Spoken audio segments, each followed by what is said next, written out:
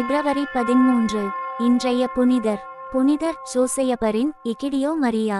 பிறப்பு November 16, 1729. டரண்டோ, Apulia, Naples அரசு. இறப்பு 7 பிப்ரவரி 1812. வயது 82. நேப்பிள்ஸ் 2 சிசிலிகளின் அரசு. நினைவு திருநாள் 13 பிப்ரவரி.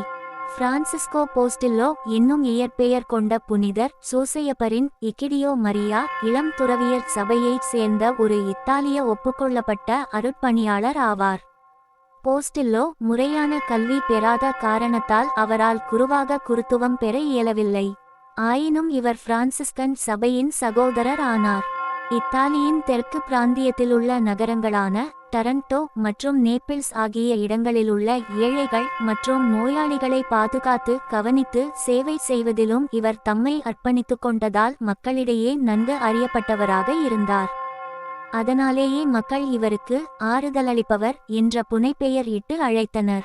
வாழ்க்கை பிரான்சிஸ்கோ போஸ்டில்லோ நவம்பர் 16, 1729 இல் டரண்டோ நகரில் பிறந்தார்.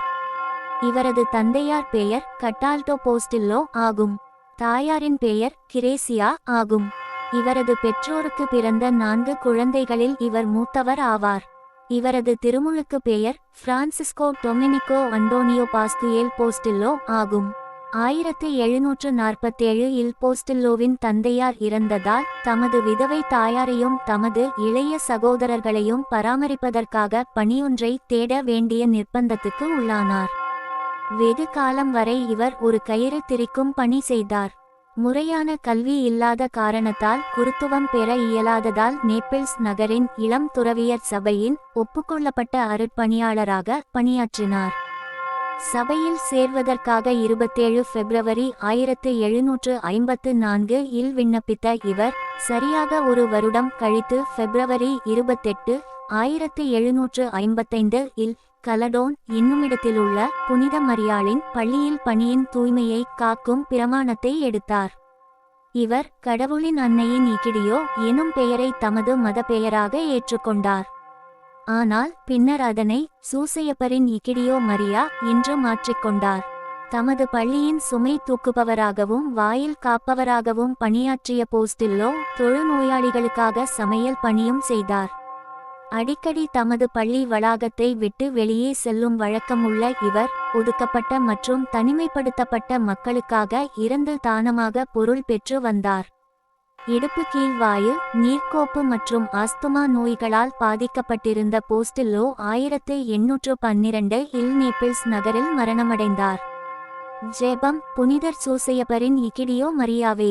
18ஆம் நூற்றாண்டு மக்களால் ஆறுதல் அளிப்பவர் என்று அன்பாக அழைக்கப்பட்டவரே. தமக்கு அளிக்கப்பட்ட எளிய பணிகளிலும் அன்பினை பிறருக்கு வெளிப்படுத்த முடியும் என்று நிரூபித்தவரே. சேவை உள்ளத்தில் இருந்து வரும் இரக்க சிந்தனைகளுக்கு செயல் வடிவம் அளித்தவரே. இன்றைய 21ஆம் நூற்றாண்டின் காலகட்டத்தில் கூட சாதி, பொருளாதார மற்றும் நோய் நொடி ஆகியவற்றின் காரணமாக எண்ணற்ற மக்கள் சமுதாயத்தில் இருந்து ஒதுக்கப்பட்டு தீண்டத்தகாதவர்களாக கருதப்பட்டு வருகின்றனர்.